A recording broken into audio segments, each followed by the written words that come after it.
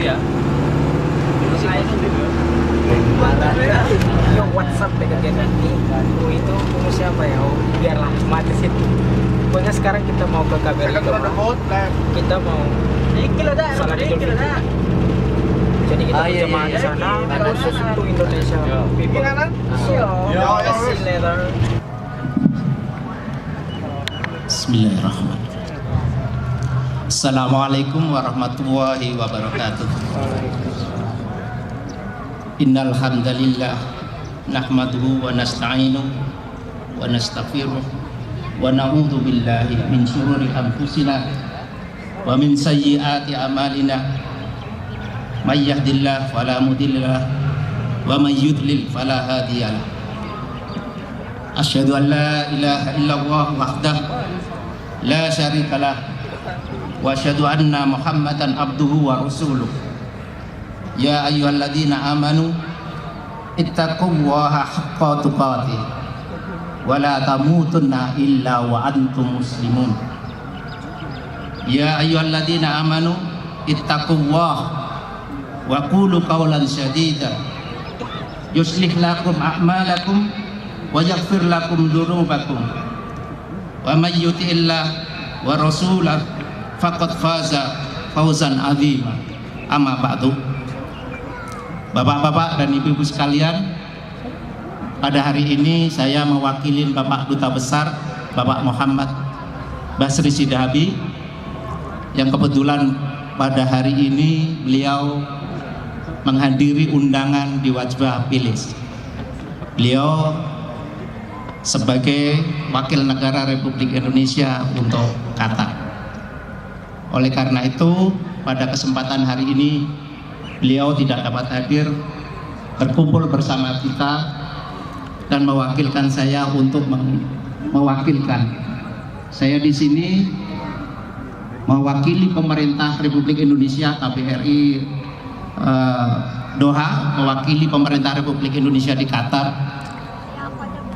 Tentunya pertama-tama yang perlu kami sampaikan adalah terima kasih yang sangat besar-besarnya kepada panitia, terutama kepada Permika dan IPSKA, sehingga dapat terlaksananya acara sholat Id pada hari ini.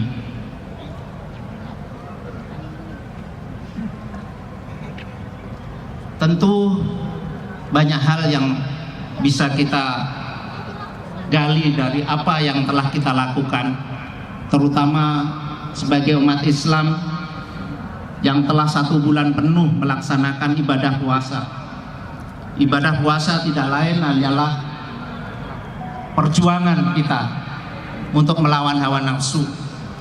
Memang inilah musuh pertama bagi manusia yang memang telah diciptakan oleh Allah, yaitu harus melawan hawa nafsunya.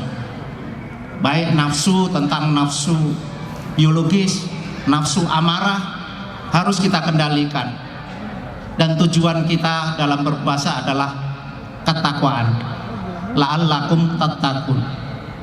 Disitulah tampak bagaimana penggodokan jiwa kita, bagaimana kita menundukkan hawa nafsu kita, sehingga hawa nafsu tunduk pada akal dan akal kita tunduk pada hidayah Allah.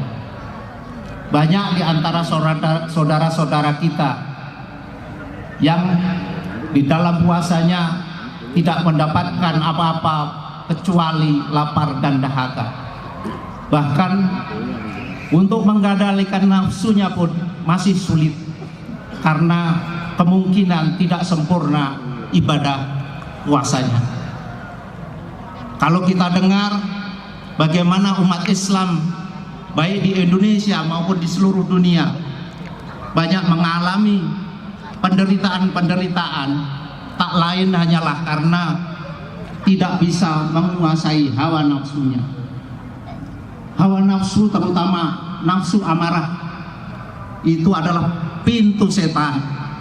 Begitu kita membuka pintu setan itu masuk, maka semuanya akan berantakan.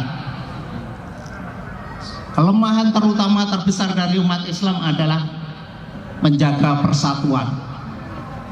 Dari dulu sampai sekarang, sejak Rasulullah wafat, kesulitan kita adalah menjaga persatuan. Oleh karena itu, pada kesempatan hari ini, marilah kita sebagai warga negara Indonesia di Qatar selalu menjaga persatuan kita. Janganlah hal-hal yang kecil dijadikan suatu bibit permasalahan. Nikmat yang pertama dan paling utama adalah persatuan di dalam iman dan ketakwaan kita. Inilah senjata yang paling ampuh yang bisa membuat kita kokoh dan jaya. Dimanapun di dunia ini, umat Islam begitu terpecah maka lemah. Di Indonesia pun kita juga bisa melihat bagaimana kelemahan umat kita. Memang ini adalah sudah sunatullah akhir zaman, bahwa kita akan terpecah belah.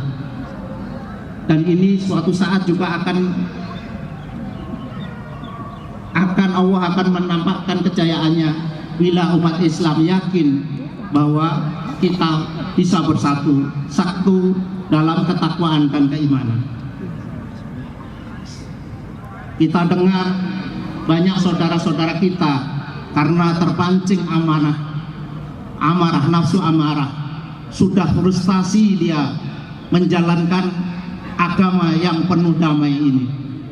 Kita tidak tahu apa rencana Allah, sehingga pada zaman sekarang ini banyak umat Islam yang mengalami penderitaan, banyak yang mengungsi.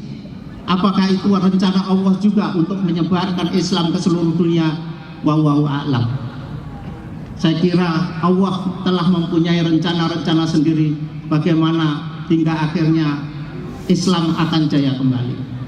Semua orang Islam tentu akan merasa sedih melihat kondisi umat Islam saat ini.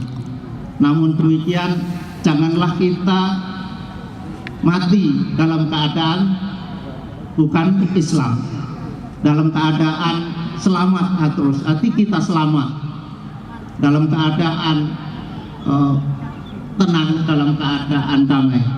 Itulah yang kita cari. Itulah saya kira yang bisa saya sampaikan sebagai Wakil Duta Besar Republik Indonesia di Qatar, mewakilin Pak Muhammad Basri Syafi'i.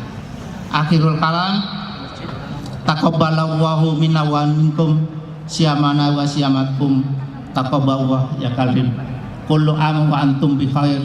Wassalamualaikum warahmatullahi wabarakatuh.